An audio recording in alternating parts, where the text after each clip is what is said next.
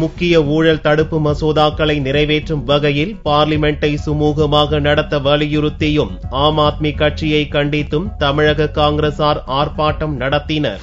காங்கிரஸ் தலைமையிலான மத்திய அரசின் பார்லிமெண்ட் கடைசி கூட்டத்தொடர் புதன்கிழமையன்று துவங்கியது.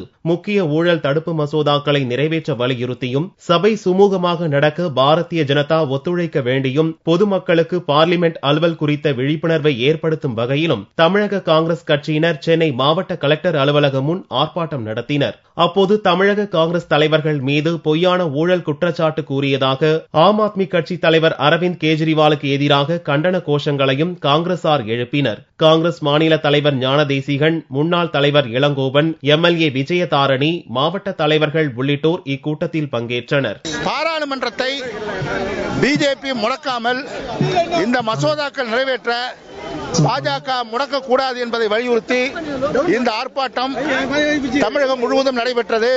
சென்னையிலே இன்று நடைபெற்றிருக்கிறது.